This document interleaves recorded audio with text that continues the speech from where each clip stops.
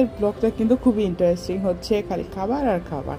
সকাল সকাল ঘুম থেকে উঠেই দেখেন আনায় কি কাণ্ড করছে, হাতে উঠে চুইংগাম নিয়ে মাখামাখি শুরু করে নাচানাচি করতে। আমাদের ঘুম শেষ হওয়ার আগে আমার আম্মু দেখেন তার ব্রেকফাস্ট নিয়ে আমার বিছানায় হাজির। সে ব্রেকফাস্ট করতেছিল, এদিকে আমি আনারে জোর করে টেনে নিয়ে যেতেছিলাম যে তাড়াতাড়ি দাঁত ব্রাশ করো, দাঁতে তো বড় বড় পোকা হবে। মানে আমি ওরে ভয় দেখে যে তোমার দাঁতে পোকা আছে, তাড়াতাড়ি ব্রাশ করো, তাহলে ও তাড়াতাড়ি ব্রাশ করে। সে সকালে মোটেও কিছু খেতে চায় না, একদম আমার মতো।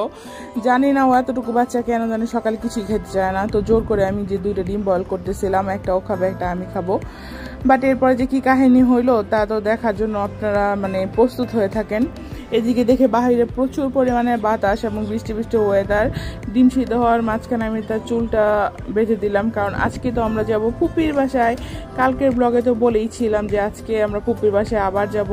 তো এই দেখেন বুড়ি তার নিজের ডিম নিজেই ছিলে খাবে, আমাকে ধরতে দিবে না। এদিকে আমি কি করছি, আমার ডিমটা আমি খাইছি, এই জন্য সে রাগ করে জানালার মানে দরজার বাহিরে যে দাঁড়ায় ছিল আর কান্না করতেছিল কেন আমি খাইলাম। পরে তাকে কিন্তু আবার একটা ডিম সিদ্ধ করে দেওয়া হয়েছিল। এদিকে তার রেডি করেছি, প্যান্ট আর গেঞ্জি পরাইছি। তার মধ্যে কি করছে, গতকালকে স্কার্টটা পরে সে দৌড়াদৌড়ি শুরু করে দিচ্ছে। আমি বলি এত যন্ত্রণা দিলে হয়, তাড়াতাড়ি খোলো। তার মধ্যে যে দেখবেন এখন যে কত কিছু করে, ভালো জায়গায় খারাপ জায়গায় মনে করেন হাঁটাহাঁটি শুরু করবে। এই যে পানির মধ্যে পা তার দিতে হবেই, তার মানে তার সাথে বাহিরে বের হইলে লিটারালি যুদ্ধ করা লাগে। আমি বলতেছি একটু হাসো, তার বকা দিছিলাম, এই জন্য সে হাসতেছিল না। এইদিকে দেখি ব্রিজের উপরে এত পরিমাণে জাম, আমি আগে কখনো ব্রিজে এত জাম দেখি নাই। তো এখানে বসে বসে আবার নদীও দেখতেছিলাম আমরা, তো ভালোই লাগতেছিল। কিন্তু মাঝখানে তো বৃষ্টি চলে আসলাম, বলে এবার কি হবে। তারপরে দেখলাম না, বৃষ্টিটা আস্তে করে থেমে গেল। আর এইদিকে আমরা চলেও আসলাম ফুপির বাসায়।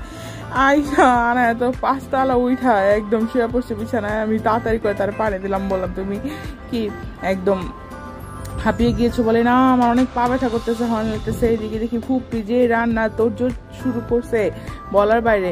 আমি সেই তো ফুপির হাতের বানানো কাবাব সেই টেস্ট হয়েছিল। আমি তো একসাথে 2-3টা আগে গরম গরম খেয়ে নিলাম, যে পরেরটা পরে দেখা যাবে। এদিকে দেখেন আরেকটা ইন্টারেস্টিং কাহিনী দেখালাম। এটা হচ্ছে জানালার মধ্যে এইভাবে বেঁধে দিচ্ছিল কেন জানেন? সেটা হচ্ছে বানর আসে এই বাসায়, অনেক প্রচুর পরিমাণে বানর আসে, এই জন্য এটা জানালার মধ্যে বেঁধে দিচ্ছে যাতে বানর ভিতরে না আসতে পারে। তারপর দেখেন